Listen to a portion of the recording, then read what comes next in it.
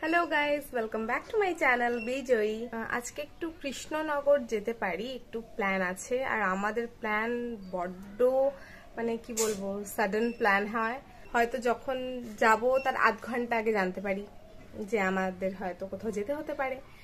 That's why আজকে বারোদোলের শেষ দিন। আমি বলেছিলাম এর আগে যে বারোদোলের মেলায় এর আগে গেছিলাম, কিন্তু খুব ইচ্ছে ছিল যে ব্লগ করব বারোদোলের মেলায়, বাট করতে পারিনি। যাই হোক, ভয়েস ওভার করার মতো হলে হতো, বাট আমি করতেই পারলাম না।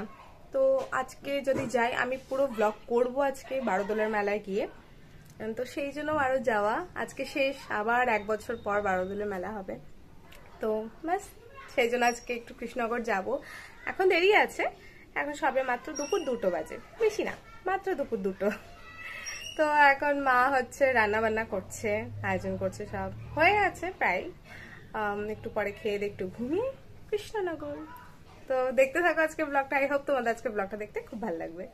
যেহেতু আমি ভীষণ একটু লেটুস প্রকৃতির মানুষ, লেটুস প্রকৃতি কি, আমি লেটুসই। আমার পরিচিত যারা যারা এই ব্লগটা দেখবে তারা তো এই কথাটা শুনে ভীষণ খুশি হবে যে না, জয়শ্রী নিজেকে বলছে হ্যাঁ আমার একটু লেট হয়ে যায়, কিন্তু আগে থেকে ব্যাপারটা অনেকটা ঠিক হয়েছে, এখন অতটাও লেট করি না। তো যাই হোক, এখন চেষ্টা করি কোথাও গেলে তার আগে জিনিসগুলো একটু গুছিয়ে রাখবো। এই জন্য আমি আমার জামা কাপড় মোটামুটি বের করে রেখেছি, যে যেটা পরবো যাতে লেট না হয়। দেখাচ্ছি তোমাদের আছে কি পরবো। এই কদিন আগে এই টি শার্টটা কিনেছি, খুবই সুন্দর টি শার্টটা, ক্রপ টি শার্ট, প্যান্টালুন্স থেকে নিয়েছিলাম। আর এটা হাই ওয়েস্ট জিন্স। আর ভোটের কালিটা এমনভাবে দিয়েছে, দেখো এটা কবে যে যাবে তার নেই ঠিক। অন্যদের কত সুন্দর করে দিয়েছে, আর আমাকে পুরো ধেবড়ে দিয়ে দিয়েছে নখের মধ্যে।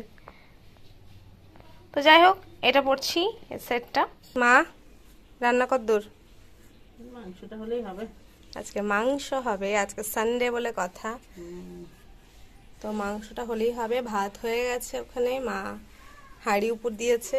তাকাও, তো লজ্জা পাচ্ছ কেন? তাহলে এটা হলেই হয়ে যায়। তো একটু তো হাই হ্যালো বলে দাও। বলো হাই হ্যালো বলার টাইম নেই, টাইম নেই। মায়ের কাছে বেশি ঘ্যান ঘ্যান করলাম না, ডিস্টার্ব করলাম না। এরপর আমি উনি খেয়ে যাব না, যদিও ব্লগের জন্য মা আমাকে বকা দেয় না কখনো। মা আমাকে ফুল ফুল ফুল ভাবে সাপোর্ট করে। সবাই, আমার ফ্যামিলির সবাই ভীষণ সাপোর্টিং আমার ক্ষেত্রে। আর এখন শুধু দরকার তোমাদের সাপোর্ট। তোমাদের সাপোর্ট পেলেই ফুল টু সাপোর্ট হয়ে যাবে। তো তোমরা আমাকে সাপোর্ট করো তোমাদের সাবস্ক্রাইবের মাধ্যমে। তোমরা যারা এখনো পর্যন্ত সাবস্ক্রাইব করোনি, বিজয়ী চ্যানেলটাকে সাবস্ক্রাইব করে দাও। আজকে আমাদের এই বাজারগুলো এসেছে। ঝিঙে খাই না, মূলো ভালো লাগে না, উচ্ছে পছন্দ না, খাই শুধু এইটা। কি খাই মা? লঙ্কা তো খাই না, ঝাল একদমই পছন্দ না আমার, খেতেই পারি না। হ্যাঁ এটা খাই, লেবু। তো এখন ভাবছি লেবু দিয়ে কিছু একটা করব, অনেক লেবু আছে। চলো। তোমরা এখন বলবা না কেন সবজি খাওয়া is very very very important. আমিও অনেক অনেক জ্ঞান টান দিই আমার স্টুডেন্টদের, ওরা যেন ব্লগটা না দেখে একদম, তাহলে ভাবে যে ম্যাডাম কিচ্ছু খায় না।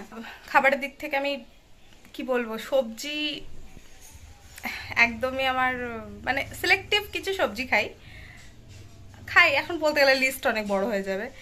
এই সব সবজিগুলো ভালো লাগে না আমার।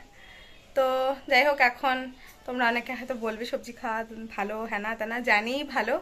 খাই না একদম তা না, মা একদম আগে ভাতের সাথে একদম মাখি টাকি দিত, খাওয়া হয়ে যেত। এখন খেতে হয়, তাই কষ্ট করে খাই। মন থেকে খাই না, মন থেকে খুব কম সবজিই খাই। সেটা বড় আমি বলছি গর্ব করে না, না খাবো খাওয়া শিখতে হবে। সবজি খাওয়া is very very very important. আচারগুলো পুরো ছায়াতে চলে এসেছে। হ্যাঁ, এই সেই আচার যে বাপি বানিয়েছিল। তো সরিয়ে দিয়ে আচারগুলোকে একটা রাবার বেঁধে রেখেছে, কারণ এক জায়গায় চিড় ধরে গেছে। তো বাপি বললো রাবারটা দিয়ে রাখলে ফাটবে না। এটা হচ্ছে শর্টকাট মেথড, কে বারে বারে নিয়ে যাবে। শর্টকাট শিখতে হলে আমার থেকে শিখে নিও, কারণ আমি প্রচুর এইসব দিকে মাথা চলে আমার। এই যে আমাদের তুলসী গাছ, যে তুলসী গাছটা নিচে ছিল, কি সুন্দর লাগছে না এখানে, দারুণ লাগছে, দারুণ। তুলসী গাছটা নতুন লাগানো হয়েছে, এই জন্য একটু নেতিয়ে আছে, খুব সুন্দর লাগছে গাছটা। বাবা রোদে দাঁড়ানো যাচ্ছে না, ছাদে আসলাম। কোনোদিন তো ছাদে তেমনি আসি না, যে জামা কাপড় মেলা টেলার থাকে তবেই আসি। পুদিনা পাতা নেবো, দেখি আগে আছে কিনা, তোমাদের বলছি তো। হ্যাঁ হ্যাঁ অনেক, তো হচ্ছে পুদিনা পাতা নিতে এলাম। পুদিনা পাতা দিয়ে আজকে ইয়ে করবো, এই মকটেল টাইপের করব, একটা মকটেল করব, রিফ্রেশিং, ঠান্ডা ঠান্ডা। করিনি এর আগে, কখনো করিনি, ঘামছি প্রচণ্ড, এর আগে কোনোদিনও করিনি, আজকে করব। আর সেটা তোমাদের সাথে আমি শর্ট ভিডিওতে শেয়ার করব, এখন ডাইরেক্ট করে খেয়ে নেবো, সেটা তোমরা শর্ট ভিডিওতে অবশ্যই যেন দেখো। আমি ওটা এখন বানাবো, তোমাদের সাথে ব্লগও করবো, একটা শ্যুটও করবো। তো চলো পুদিনা পাতাগুলো তুলে নিই। আমাদের অ্যালোভেরা গাছ, অনেক গাছ আছে, একদিন আমাদের ছাদ বাগান নিয়ে একটা ভিডিও বানাবো। আপাতত এই যে পুদিনা, পুদিনা গাছটা আমাদের অনেক পুরনো, অনেক দিন আগেকার গাছ। গন্ধটাই এত রিফ্রেশিং যে কি বলবো। পুদিনা পাতার চাটনি কোনো পকোড়া দিয়ে খেতে যা লাগে না, খুব ভালো লাগে।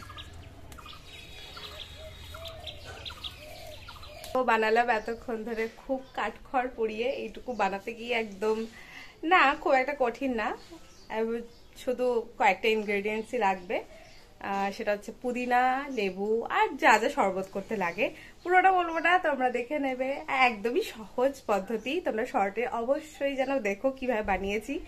দিয়ে মাকে একটু বলেছি আসো আমাকে একটু হেল্প করো ভিডিওতে, দিয়ে মা বলছে আমাকে টাকা দিবি, যদি আমি 1 পয়সা পাই না এখনো পর্যন্ত ইউটিউব থেকে, দেরি আছে, কবে পাবো জানি না। রিফ্রেশিং, খুব তাড়াহুড়া করে আমি রেডি হয়ে গেলাম, এই যে আমার আউটফিট। তো এখন পুরোটা এখন দেখাতে পারছি না, সম্পূর্ণ কথা এবার বাইরে বেরিয়ে হবে। তো চলো ঘুরে আসা যাক বারোদলের মেলা থেকে।